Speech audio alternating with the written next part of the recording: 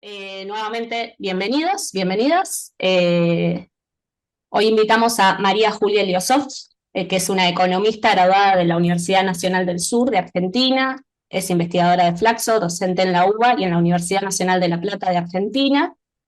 Actualmente es coordinadora de proyectos en la FES Argentina e integra además el espacio de economía feminista de la Sociedad de Economía Crítica. Vamos, como todos los talleres con especialistas que estamos realizando en esta nueva fase tutorial del curso Desafiando al Poder Corporativo en las cadenas globales de suministro en América Latina, vamos a trabajar en base a dos preguntas durante los primeros 40 minutos de taller y luego abrimos a preguntas de todos ustedes. Las pueden ir escribiendo en el chat si quieren o en su debido momento abren el micrófono y hacen la pregunta. Mientras tratemos de mantener los micrófonos silenciados durante la exposición y que las exposiciones, cuando llegue el momento de hacer preguntas, sean cortas para que la mayoría pueda intervenir y participar y podamos hacer de esto un taller de aprendizaje entre todos. Dicho esto, las dos preguntas con las que vamos a iniciar este taller van a ser: la primera es ¿cuáles son los principales problemas fiscales en América Latina? Y la segunda es ¿qué características debería tener un régimen de tributación justa que sea común para toda la región? María Julia, esto es una tarea ardua, pero te la dejamos en tus manos, que sabemos que nos vas a dar muchas ideas interesantes. Bueno, muchas gracias, Alejandra. Bueno, y muchas gracias a los compañeros y compañeras de la GLU. La verdad que nada, un honor poder compartir con ustedes. Bueno, sé que hay compañeros y compañeras de varios países, así que trataré de hablar lo más en términos generales que pueda, pero con algún sesgo de argentinidad, tal vez también. Y bueno, saludo ahí especialmente a mis colegas FES que veo por allí, a María Fernanda y a Maripili que andan. Me siento presionada que me están viendo las colegas. Bueno, lo que veníamos hablando con Alejandra y en función de los materiales que están propuestos para esta unidad del curso. Si bien el enfoque del curso está puesto específicamente en lo tributario, digamos, el desarrollo de las unidades está puesto en lo tributario, la propuesta en el título al menos es sobre lo fiscal. Entonces, yo quería como hacer una breve presentación más sobre lo fiscal, pensando en la primera pregunta, justamente, que es sobre cuáles son las principales problemáticas sobre los temas fiscales que existen en América Latina. Para pensar lo fiscal, entonces, digamos, la discusión sobre lo fiscal tiene que ver con cómo el Estado recauda y cómo el Estado gasta. Es decir, no, perdón, no cómo recauda, sino cómo obtiene sus ingresos, en donde la recaudación a través de los impuestos es solamente una de esas patas, pero el Estado puede obtener ingresos también a través de otras herramientas, como por ejemplo el endeudamiento. Y por el otro lado está el gasto público, que es como el Estado básicamente en qué destina sus presupuestos y cómo lo destina, ¿no? En quiénes y en dónde pone el dinero. Y quiero hacer esta salvedad ya por ahí para empezar un poco picante, como diríamos acá en Argentina, porque la discusión sobre lo tributario en América Latina ha tenido mucha fuerza, y bienvenida sea esa discusión, pero también porque es un poco la agenda del norte global.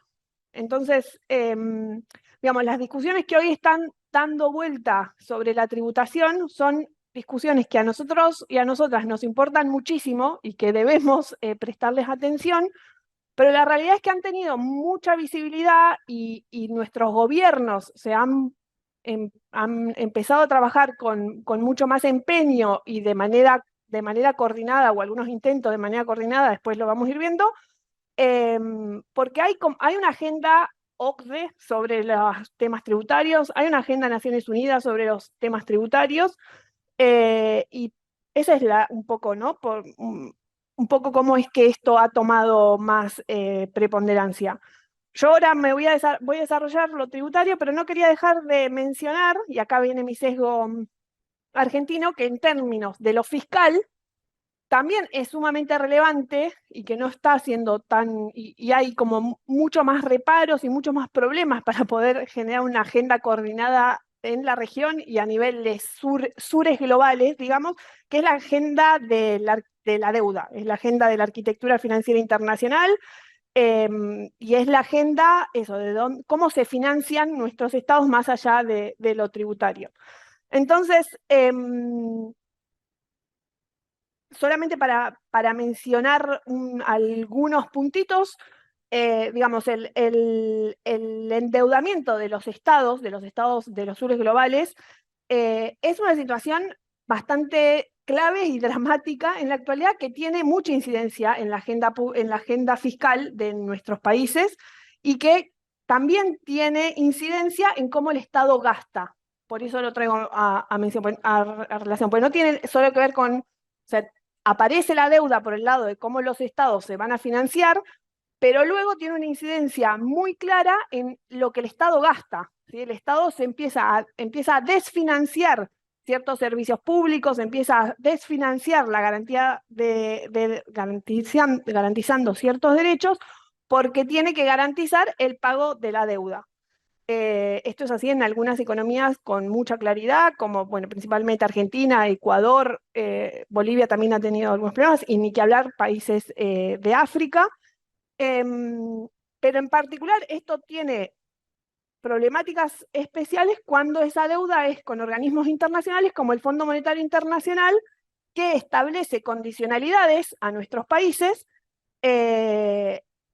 no solamente en cómo administra la política económica, en particular puede ser la política fiscal sobre cómo se toman determinadas decisiones respecto al déficit, al gasto, pero también incide, y aquí en este ámbito, donde estamos teniendo una discusión sobre lo laboral y sobre lo sindical, también este tipo de organismos tienen incidencias muy claras en las políticas que tienen que ver con el ámbito del empleo.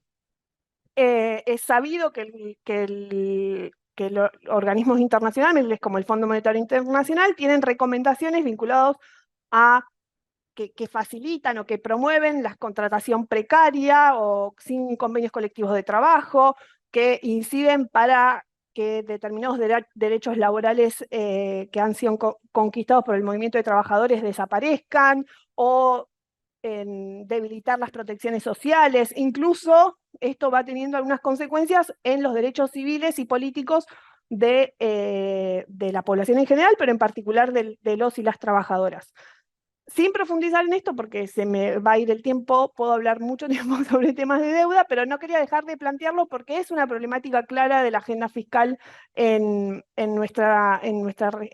los sures globales y que tal vez no está tan en discusión. Después me gustaría dejarles algunos videitos que desarrollan de manera sencilla y con la misma dinámica de los que están propuestos en esta unidad sobre el tema del endeudamiento y derechos humanos, en particular con las condiciones laborales y con la seguridad social, que me parece que vienen muy al caso de lo que se discute en esta formación. Pero para seguir avanzando, entonces, otro aspecto que podemos discutir sobre los temas impositivos, sobre los temas fiscales en nuestra región, son los que tienen que ver con el sistema tributario.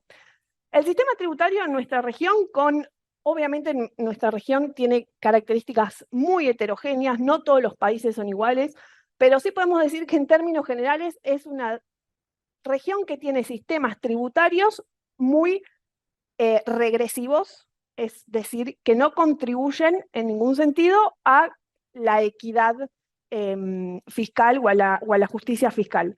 ¿Por qué decimos esto? Que nuestros sistemas impositivos son regresivos o son injustos.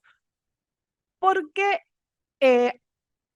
graban más, es decir, le cobran más impuestos a quienes menos capacidad de pago tienen. Un sistema tributario es justo en la medida en que logra cobrarle más impuestos, el Estado logra cobrarle más impuestos a las personas que más capacidad de pago tienen. Los sistemas tributarios en nuestra región se basan principalmente en los impuestos al consumo. Es decir, que se supone que el Estado está tratando de cobrarle impuestos a las personas en función de lo que ven que están consumiendo. Entonces, a todos nos cobra más o menos la misma alícuota. Esa alícuota, obviamente, entre países varía muchísimo, pero sí lo que hay coincidencia en casi toda la región es que ese impuesto al valor agregado es el que una proporción mayor tiene sobre la recaudación de nuestros estados. ¿Por qué es injusto este impuesto? Porque le cobra la misma alícuota a todas las personas. Entonces uno diría, bueno, ¿dónde está lo injusto? Si nos cobra, en Argentina, por ejemplo, es el 21% a todos y a todas. En que las personas que tienen menos ingresos, es decir, los que se ubican en los deciles o en los quintiles de ingresos más bajos, todos sus ingresos los destinan al consumo, muchas veces de consumo de bienes básicos, de la canasta básica. Es decir, que las personas de más bajos ingresos seguramente van a terminar pagando una alícuota de, por ejemplo, en Argentina, del 21%. En cambio, las personas de más altos ingresos, que tienen capacidad para ahorrar, para guardar algo de sus ingresos, o para incluso, no sé, invertirlo, y muchas veces se invierten en determinadas herramientas financieras que no pagan ningún tipo de impuestos. Entonces, las personas de más altos ingresos no pagan impuesto al IVA por sobre todos sus ingresos. Es decir, proporcionalmente las personas de más bajos ingresos pagan más parte de su salario o de su ingreso, o de su pensión, o de su jubilación, o de su ayuda social, lo que fuera, lo terminan destinando al pago de este impuesto al consumo, mientras que las personas de altos ingresos no lo hacen. No sé si me explico, me pueden repreguntar si hay algo que no queda claro. En eso decimos que los sistemas tributarios de nuestra región son muy injustos, porque se basan entre el 40 o el 50%, algunos un poquito menos, pero mayoritariamente la mayor parte de la recaudación de nuestros sistemas tributarios se explica en esa estructura de gravamen. Como contracara de eso, tenemos que los impuestos a los patrimonios, a los bienes personales, a los ingresos, explican una parte mucho más baja de la recaudación. Y esos son los impuestos que gravan directamente o el ingreso de la persona, que puede ser un salario, que puede ser una renta, que puede ser, o los bienes personales, que son básicamente los bienes patrimoniales, los activos que tienen las personas. Esos impuestos explican una parte mucho más chica de eso. Y a todo esto que estoy diciendo le hago un asterisco que tiene que ver con el sesgo de género que tienen los impuestos, en donde las personas... Perfecto, perdón, sí, hablo muy rápido. Disculpen los compañeros de Brasil. A todo esto, entonces se le suma un sesgo de género, en donde, como las mujeres están sobre representadas en los niveles de ingresos más bajos, son las mujeres las que están pagando mayoritariamente el IVA. Y la riqueza en nuestros países está masculinizada, es decir, que los varones más ricos, o sea, las personas más ricas, que son mayoritariamente varones, pagan menos impuestos sobre la riqueza y sobre sus bienes personales que las mujeres que están menos representadas. Entonces ahí, bueno, tenemos una caracterización muy importante de nuestros sistemas tributarios que lo hace muy problemática. ¿Qué problema adicional tiene que este nivel, estas personas que se encuentran en el nivel de ingresos más altos y las empresas y corporaciones que deberían pagar este tipo de impuestos, no solamente que se encuentran menos gravadas, sino que tienen muchas más posibilidades de desarrollar estrategias de elusión para el pago de impuestos? Y esto acá ya me meto más claramente con lo que está en nuestro curso. ¿Qué quiere decir? Hay un desarrollo de estrategias corporativas vinculadas a estudios contables y a estudios legales que desarrollan muchas estrategias que le llaman creatividad contable o creatividad legal para no evadir principalmente, no es que esto no, en general, la mayoría de los casos, no quiere decir que no ocurra, pero en la mayoría de los casos no es que se incumplen normativas, que se hace algo ilegal, sino que se desarrollan estrategias de distinto tipo, que hay una que voy a explicar muy brevemente, por las cuales terminan pagándose menos impuestos. Ese proceso es el que se llama de elusión fiscal. ¿Para qué se desarrolla o cuál es digamos, cómo funciona este proceso mayoritariamente de elusión fiscal? Ahí aparecen las llamadas conocidas, se conocen mayoritariamente como paraísos fiscales, pero nos gusta más decir cuevas fiscales porque paraíso suena algo lindo y son algo más bien oscuro para caracterizarlo. La figura de las cuevas fiscales. Las cuevas fiscales, no todos los países son cuevas fiscales, pero digamos que cumplen con determinadas características. Los mencionamos cuevas fiscales, que son países que tienen regímenes de promoción, o que tributan bajo o nulo directamente, es decir, que cobran pocos impuestos o directamente no cobran impuestos a determinadas actividades económicas.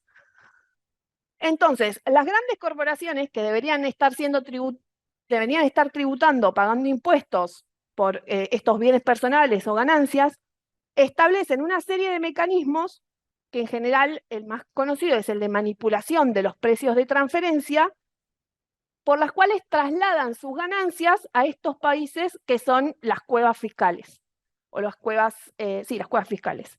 ¿Qué es lo que hacen? Básicamente establecen una estrategia por la cual fingen o se generan operaciones ficticias, operaciones comerciales ficticias, a través de las cuales se finge una operación y solamente figura en los estados contables, y se traslada la ganancia de un país donde se tributa mucho impuesto hacia uno donde se tributaría bajo impuesto. Esto, como bien señalan en la presentación que tienen en la primera unidad, tiene muchos problemas, no solamente en términos de que socava los presupuestos de los países en donde se está fugando la ganancia, y esto implica menos presupuesto para garantizar derechos humanos, para garantizar buenas condiciones de vida en esos países, para garantizar buenos servicios públicos, etcétera, sino que incluso cuando uno mira los estados contables de esas empresas, parece que tuvieron pocas ganancias, no porque esto efectivamente haya sido así, porque en realidad esa ganancia se trasladó hacia esa cueva fiscal, a ese paraíso de baja o nula tributación, pero en los estados contables figura así, y podría incluso ser una estrategia para manipular en una negociación colectiva salarial o de condiciones de trabajo. Esto es un punto sumamente relevante y es uno de los puntos a donde están yendo las estrategias de coordinación de impuestos a nivel global.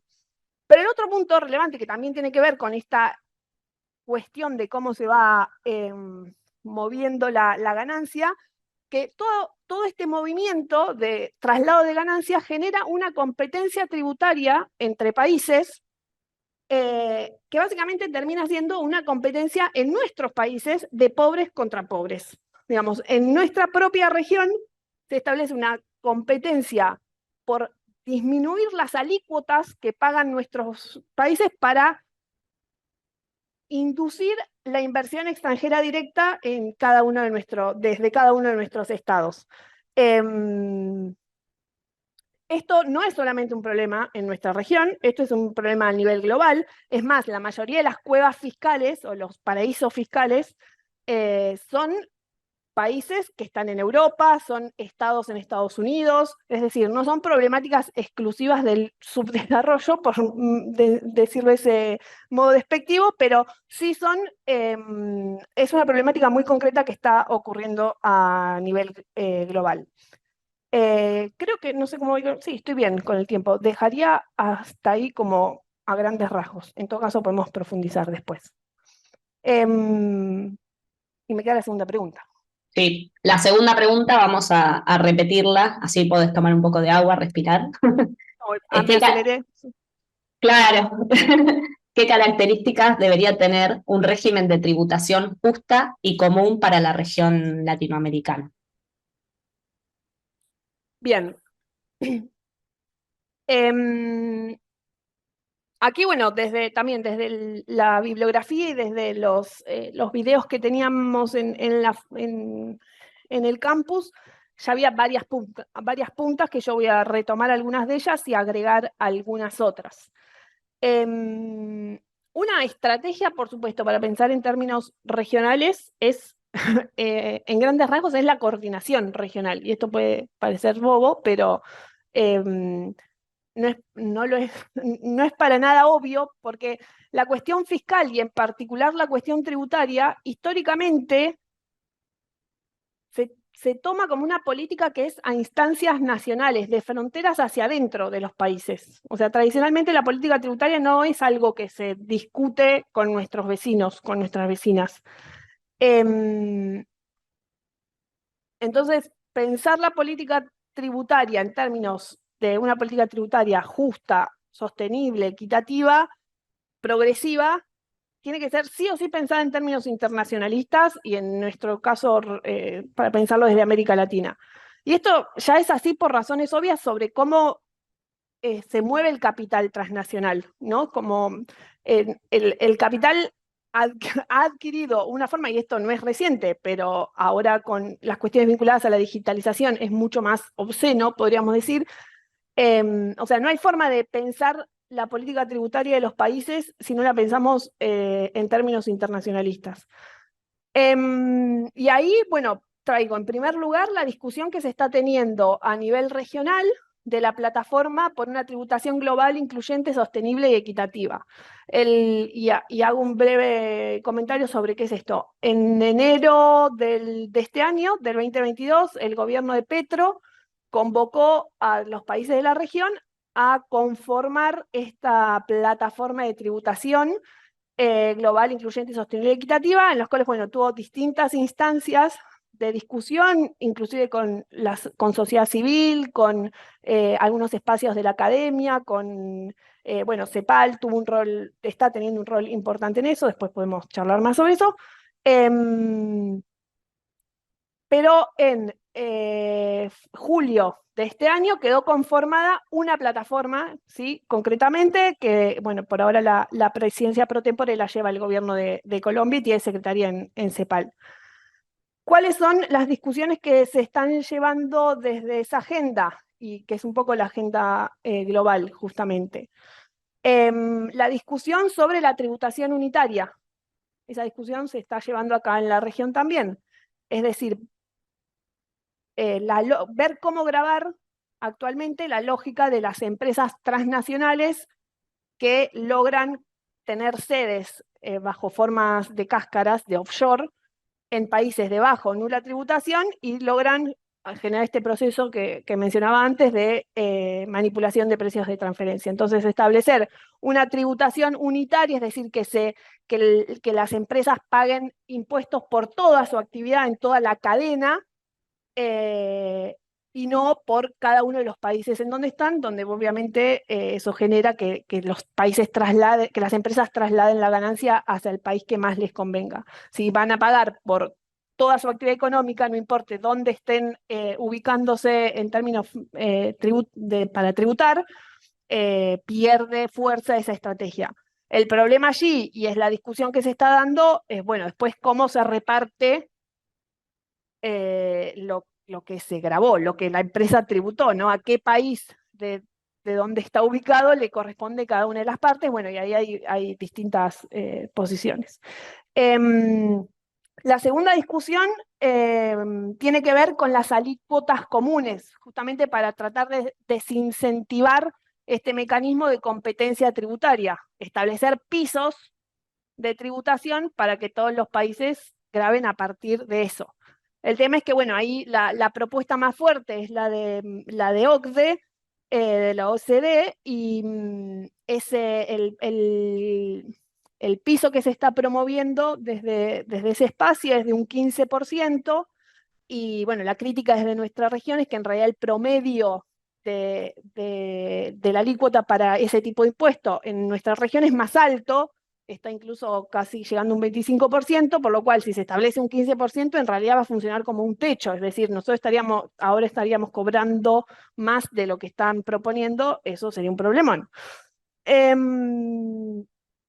Y el tercer punto tiene que ver con las formas de tributación de las empresas digitales, que va un poco de la mano con lo anterior, pero bueno, los países han ido esto a nivel global, también implementando distintas estrategias para gravar a las empresas digitales que no están siendo eficientes, que son muy eludibles, que las terminan pagando los consumidores y no las empresas. Ahí Argentina, bueno, ha sido bastante innovador, fue uno de los primeros en establecer un mecanismo, pero bueno, está funcionando muy mal. O sea, no se paga muy poco y además de eso, lo pagan los consumidores, en fin, ahí hay como... Esa es un poco la agenda internacional. Después un poco la agenda, bueno, hay otro punto para la agenda internacional que no está tan presente en la región, pero que también es súper importante y necesario, que es la agenda de la transparencia. Y en la agenda de la transparencia yo señalaría, hay varios puntos, pero señalaría dos. Uno que tiene que ver con los registros de beneficiarios finales, que esto implica que se pueda conocer quiénes son las personas que están finalmente detrás de todas estas estructuras offshore que se arman a lo largo y ancho de todo el planeta. Es una estrategia muy compleja, pero que distintos países la han ido implementando a nivel nacional. La cuestión es que hay que tratar de, digamos, la propuesta es tratar de coordinar eso a nivel global, menuda tarea, pero bueno, las iniciativas están y desde sociedad civil también se está promoviendo esa discusión. La discusión de transparencia también vinculada a los gastos tributarios. Los gastos tributarios o beneficios tributarios son, digamos, lo que los estados dejan de recaudar por beneficiar o incentivar alguna actividad económica en particular. Ahí ahora voy a ir a, justo mencionaban algo de los gastos tributarios. Los gastos tributarios en los países están, en general, esto funciona de manera muy poco sistemática y falta muchísima información. Es una agenda de la transparencia urgente porque, bueno, en particular en nuestra región existe mucho incentivo poco claro a proyectos extractivistas, que tienen mucha, digamos, con muy poca, em, que generan, digamos, mucho daño en el ambiente, que generan mucho daño en las comunidades donde se insertan, en donde, bueno, las condiciones de trabajo también son muchas veces muy discutibles, bueno, etcétera. Entonces la agenda de los gastos tributarios también es relevante. Y por último mencionaría también como algo relevante e importante para una agenda regional es una agenda de articulación y coordinación en nuestra región, que es la participación de sociedad civil. Y con esto me refiero no solamente a ONG, sino también a organizaciones políticas, a los sindicatos, a organizaciones populares que se ven afectadas cotidianamente por la agenda fiscal y que muchas veces no tienen nada, que no está garantizado su participación en ninguna de las instancias, tanto regionales como nacionales, en donde se toman decisiones vinculadas a la política fiscal. Ahí dejaría para que conversemos. Excelente. Bueno, muchísimas gracias. Muy clara la explicación. Supongo que habrá mil preguntas, al menos para mí es un tema muy interesante y muy difícil también. Así que me parece que estaría bueno que quienes tengan preguntas, más que escribirlas, si pueden abrir el micrófono y hacerlas. Ahí, Vini. Buenas tardes, profesora. Muchas gracias. No sé si usted tiene la información, pero sería un poco en esta línea también. Parece que alguien escribió acá sobre el Mercosur, sobre los riesgos tributarios y fiscales que la señora ve para nuestra región de este probable, ¿no? Porque ya estamos tantos años ahí esperando, o no, o combatiendo. ¿Cuáles son los riesgos tributarios y fiscales de este probable acuerdo entre Mercosur y Unión Europea en su perspectiva. Gracias.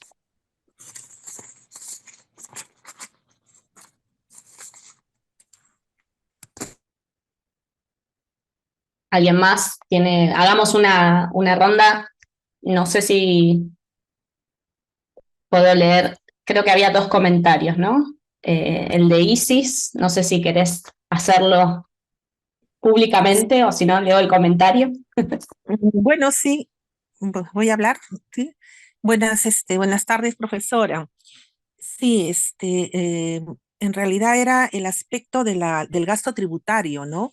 O sea, cómo agrava la injusticia en la tributación, porque muchas veces, o sea, el gasto tributario es el que eh, permite que la legislación de un país eh, exonere a un sector de incentivos, a un sector o postergue para ese sector o reduzca para ese sector el pago de un impuesto, ¿no? Y generalmente como esto se hace mediante una legislación, entonces se hacen lobbies pues para que estas normas favorezcan a determinados grupos, ¿no? Entonces esto agrava aún más el tema de la tributación justa, ¿no? Porque generalmente son las grandes empresas los que hacen estos lobbies para verse favorecidos con estas normas. Acá en el Perú tenemos, por ejemplo, que las empresas de casinos y tragamonedas no pagan IGB. O sea, tan igual como de repente las universidades que sí tienen un fin, digamos, cultural, ¿no? Social, pero la comparación, pues, es, obviamente, en términos de beneficios, no hay comparación, ¿no? Y, por ejemplo, también el sector minero es uno de los sectores que en nuestro país, o sea, se llena la boca diciendo, nosotros tributamos tanto, pero resulta que a la hora de hacer el balance, digamos, por año, eh, se benefician tanto, ¿no? Con estas exoneraciones, deducciones, reducciones y postergaciones de impuestos, que prácticamente lo que aportan queda, queda pues muy, muy ínfimo, ¿no? Entonces, ¿cómo es este tema agrava más el tema de la injusticia fiscal? Ese sería, bueno, mi pregunta y el comentario.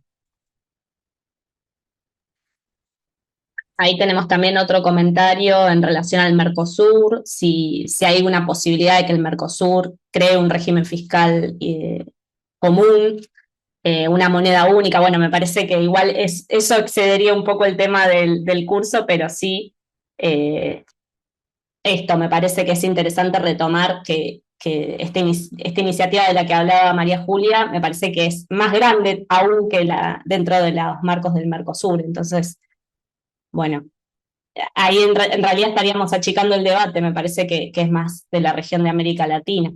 Y bueno, y ahí incluye también una pregunta con la inflación, que me parece también está bueno tomar si la inflación y los impuestos tienen alguna relación, eh, digo, para resumir las preguntas. Y ahí el compañero Ernesto de Colombia, bueno, él está hablando también del caso de la empresa de la que él hizo un trabajo sobre el aceite, el sector agroindustrial de la palma de aceite en Colombia. Bueno, eso lo venimos trabajando, venimos viendo cómo abordarlo. Pero bueno, para no abordar casos puntuales, sigamos con las preguntas más generales. Si alguien tiene alguna más y quiere abrir el micrófono. Si no, María Julia, creo que hay un mapa acá para seguir hablando. Sí. A ver, empiezo con la primera pregunta sobre el acuerdo Unión Europea-Mercosur.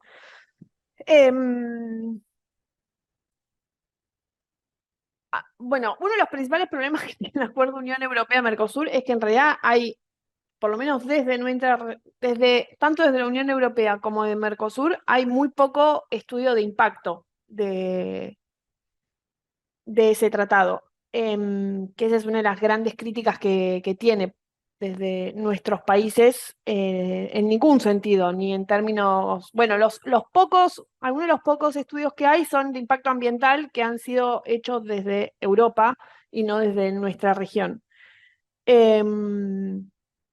hay algunos ensayos sobre cómo puede ser ese impacto que tiene que ver, bueno, con desde nuestra región, digamos, en lo que se beneficiaría nuestra región es en poder exportar materias primas, con todos los problemas que eso implica, que es profundizar el sesgo de primarización de nuestras economías a Europa.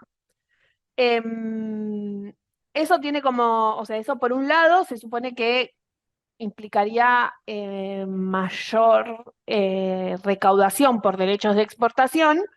El tema es que la lógica de este acuerdo es que esos derechos de exportación vayan disminuyendo, ¿no? Y que esos intercambios se faciliten. Así que, por ese lado, la recaudación disminuiría.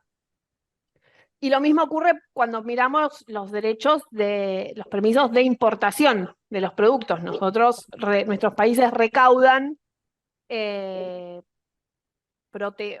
o sea, si bien, bueno, los impuestos, esto no lo dije, pero los impuestos no tienen fines, no se establecen solamente en términos de fines recaudatorios, sino que es una estrategia de política económica en general.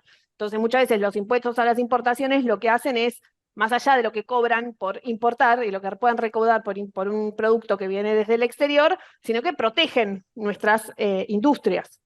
Entonces, la eliminación de derechos a la importación no solamente que disminuiría también la recaudación en esos términos, porque eso también debería ir eliminándose, sino que también desprotege ciertos sectores de nuestras economías. Y eso, por supuesto, tiene implicancias en la actividad, en la producción de esos sectores.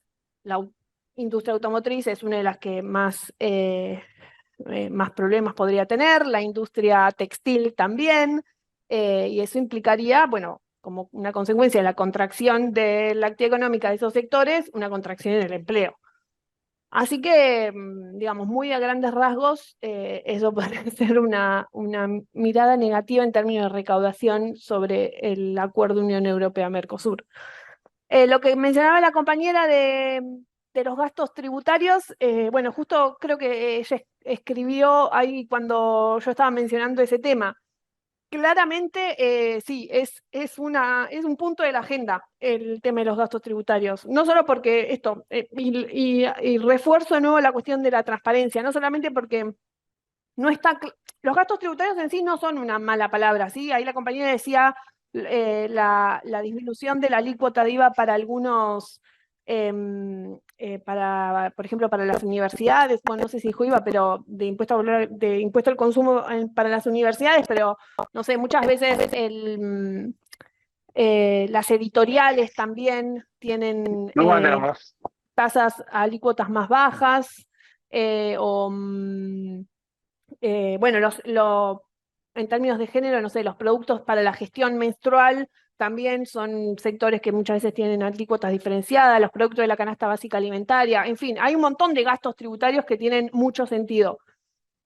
Pero hay muchos otros que están más bien ocultos, que no se sabe muy bien a quiénes están yendo, qué empresas se benefician de eso, en cuánto. No hay información sistematizada de eso y tampoco hay análisis de impacto. Eso es una figura totalmente desconocida, o sea, estudios que muestren en qué sentido, o sea, si tuvo realmente sentido darle determinados beneficios impositivos a algunas actividades económicas o a algunos sectores, no existen. Entonces eso es también uno de los grandes reclamos en términos de impacto, eficiencia, etc. Después bueno, sí, hay preguntas sobre política fiscal y política monetaria también. A ver, el Mercosur en sí mismo es es un bloque de integración que va más allá de lo comercial, pero el Mercosur se termina de consolidar como tal por una cuestión tributaria, fiscal, que tiene que ver con un arancel común a los 4 países que conforman el Mercosur. Y pensar una integración regional cada vez más profunda, por supuesto que lo impositivo hace mucho sentido. Esto que estaba hablando de la competencia tributaria, bueno, Argentina y Brasil hoy en día tienen un problema muy grande con el régimen especial de tributación que tiene Uruguay. O sea, empresas como, acá pasó un chivo, como decimos en Argentina, una propaganda, ¿no? Desde la FES acabamos de publicar un informe que se llama Cruzar Fronteras para cosechar ganancias, de donde se muestran las maniobras de manipulación de precios de transferencia que hacen las empresas del agronegocio en Argentina y también en Brasil. O sea, si bien el informe se pone el foco en empresas que están ubicadas en Argentina, pero muchas de ellas también están en Brasil. Y, por ejemplo, muestra que bajo esta forma de cáscara, de empresas cáscaras que se ubican en Uruguay, Cargill, la empresa Cargill, en el año 2021 o 2022, ahora no estoy encontrando bien el dato, la empresa Cargill en Brasil para ese año mostró en sus balances contables 28 millones de pérdida. Mientras que en Uruguay, o sea, la empresa Cáscara, ¿sí?, la que está ubicada por donde se transfieren las ganancias, tuvo una ganancia de 1.700 millones de dólares. ¿Sí? O sea, en Brasil no tributó ganancias porque tuvo un balance contable que fue a pérdida y tributó el 0,75% de 1.700.000. No sé si se dimensiona el monto de la ganancia. Y en la empresa Molinos, por ejemplo, en Argentina, para el mismo periodo tuvo una ganancia de 2 millones de dólares, mientras que esa misma empresa en Uruguay para el mismo periodo mostró una ganancia de 93 millones de dólares. Es decir, en Argentina tributó el 35% de 2 millones y en Uruguay el 0,75% de 93 millones. Digamos, son cosas muy concretas. Entonces, en el Mercosur, propiamente dicho, tenemos un problema con esto. Pregunta también ahí el compañero por, bueno, régimen de creación de moneda única. Sí, y bueno, y bajo el gobierno de Lula eso vuelve a estar en agenda. Si bien es un proceso de bastante largo plazo, de corto plazo definitivamente no, de mediano plazo diría que tampoco, y más teniendo en cuenta los desequilibrios económicos que tenemos algunos países dentro del Mercosur. Entonces, hasta que esas cosas no se ordenen, es imposible pensar en monedas únicas. Y bueno, yo tengo muchas ganas de hablar de esto que propone el compañero acá, pero no sé si me voy mucho de tema, porque la cuestión de la desdolarización a nivel global, pensar monedas para nuestra región es una gran estrategia. Es más, Brasil y Argentina, por ejemplo, ya lo vienen haciendo, ¿no? De comercializar, de hacer el comercio bilateral en reales sin tener que mediar con el dólar.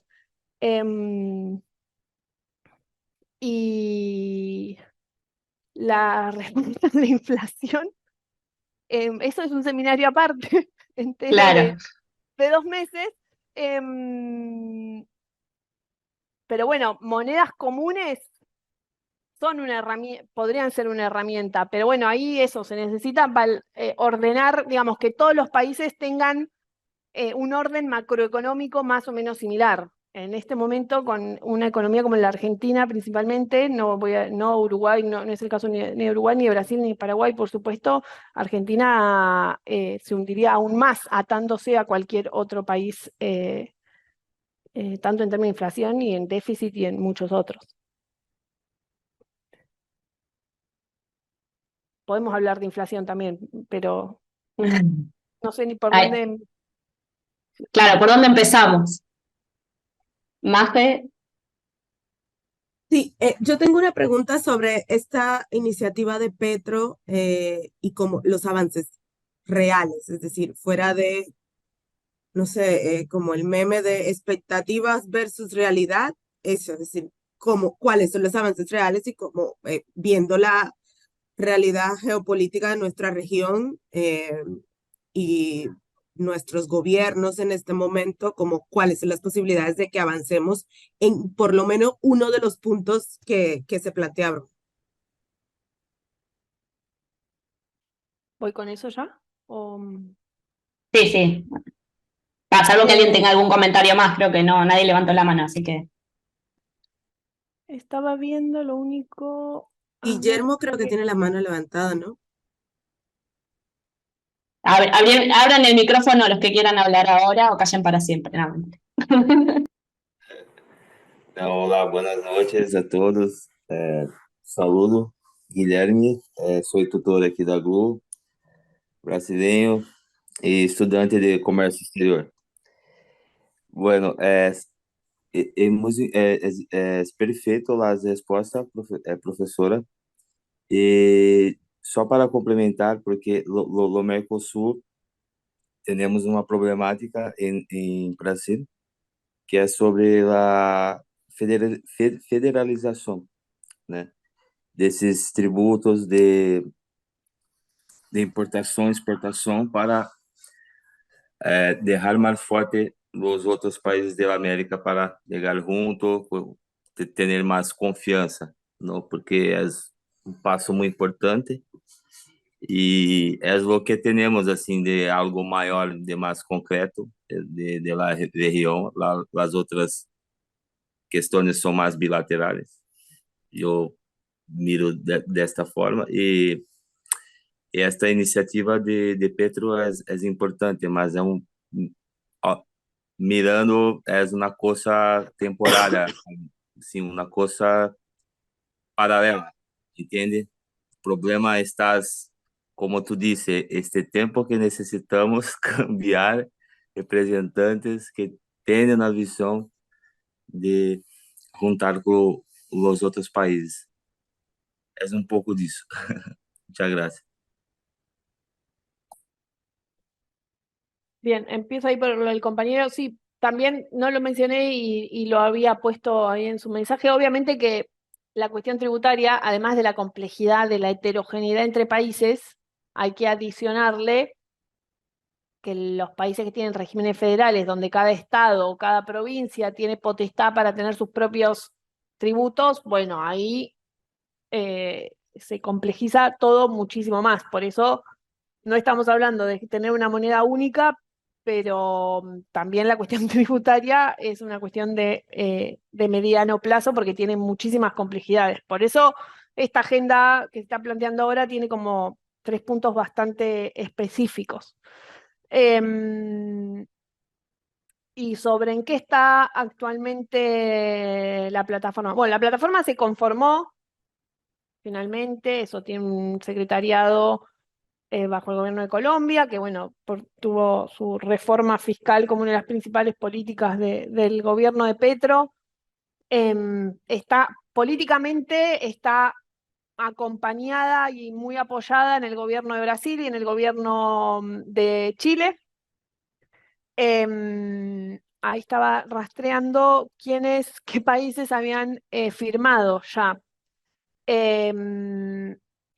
Firmó Bolivia, Brasil, Chile, Colombia, Ecuador, Paraguay, Perú y República Dominicana.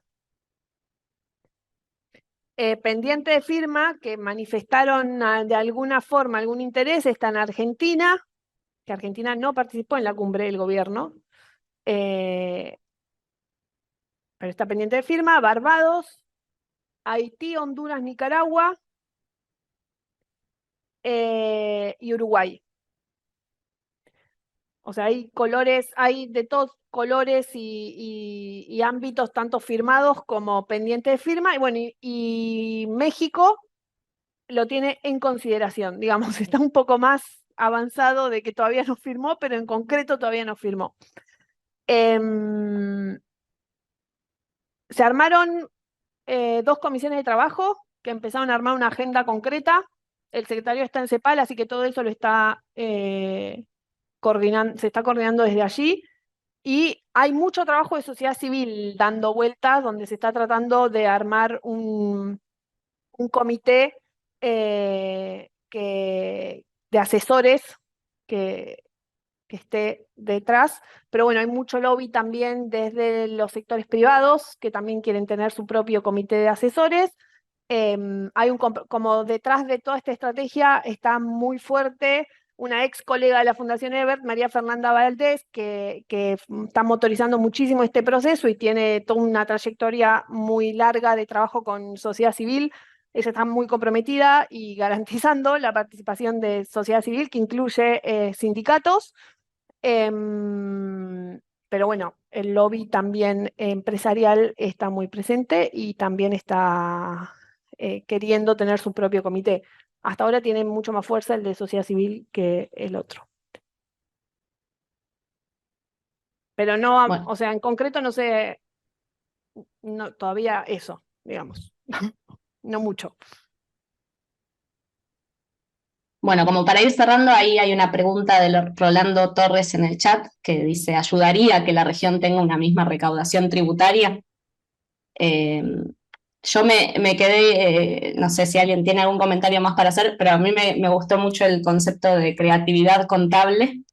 Me parece que es como el dato, hablar de creatividad contable para hablar de ilusión fiscal, y que me parece que nosotros también tendríamos que discutir qué estrategias creativas podemos tener ante eso en los espacios de trabajo, en la acción sindical, para evitar la ilusión fiscal. Creo que ese es el desafío. No sé si se te ocurre alguna idea de por dónde. Sé que es una mochila pesada esta pregunta, pero bueno, alguna punta para empezar a discutir esto en los sindicatos, en nuestros espacios de base.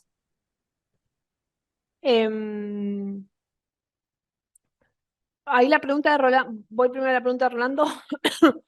Que la región tenga una misma recaudación tributaria, me imagino que se refiere a la cuestión de la alícuota, no de los montos, ¿no? Porque obviamente que los volúmenes de recaudación tienen que ver con las economías de cada uno de los países.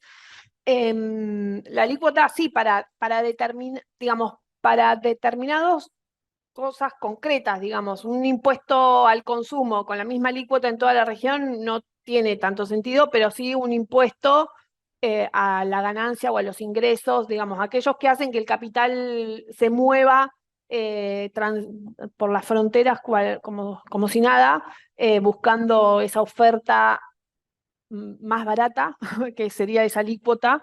En ese sentido, sí, ayuda, contribuye muchísimo a esto, a intentar disminuir la evasión y la ilusión fiscal. Que además, bueno, cosas, ¿no?, que no fui diciendo, pero estas estrategias creativas, contables y normativas que se van desarrollando, no solamente son para eludir el impuesto a ganancias, sino que eso va muy, muy, muy cerquita de los flujos financieros ilícitos, digamos, ¿no? Porque esas mismas estructuras para la ilusión luego se usan para mover dinero habido ilegalmente, no solamente porque exportó soja y no tributó la ganancia por la exportación de soja, sino que está muy vinculado al narcotráfico, está muy vinculado a la trata de personas. Entonces, ahí hay como también otro mundo que yo no profundicé y que hay trabajos que lo muestran, incluso eso en términos con una mirada de género muy interesante de cómo funcionan estas estructuras que vale la pena observar. Y sobre la pregunta para el movimiento sindical,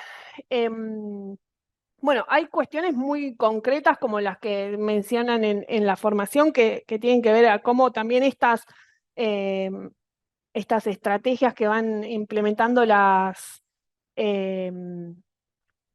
empresas son luego utilizadas para manipular acciones sindicales, tanto en términos de mejoras en las condiciones de trabajo como salariales muy concretas.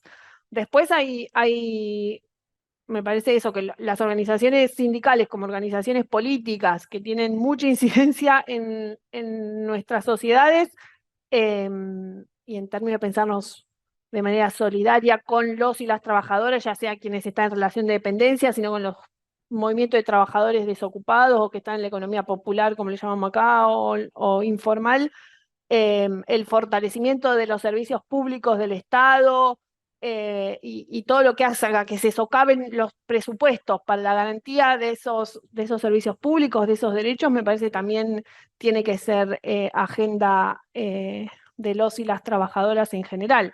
Luego, ¿cómo hacer para que esta discusión realmente haga mella en los compañeros y las compañeras? Y esa es la discusión que tenemos continuamente, diariamente, quienes trabajamos estos temas que parecen una cuestión muy técnica, mundo del mundillo para especialistas y recontra especialistas. Yo estoy convencida, y quienes por lo menos trabajamos en divulgación y que estamos tratando de pensar herramientas para las organizaciones que no son temas de especialistas, que los temas fiscales nos atraviesan la vida cotidiana todo el tiempo, porque todo el tiempo pagamos impuestos, porque todo el tiempo estamos mirando qué hizo el Estado, cuánto gastó, si gastó mucho, si es muy grande, si es muy chico, y más en estos contextos de avanzada de las derechas, en donde justamente la reducción de los estados suele ser una de la agenda pública, una agenda de la que se agarran. Creo que tenemos que seguir trabajando en eso, en pedagogía, ¿no? En cómo trabajarlo, pero y en eso hay un montón de gente que estamos creando herramientas para eso, desde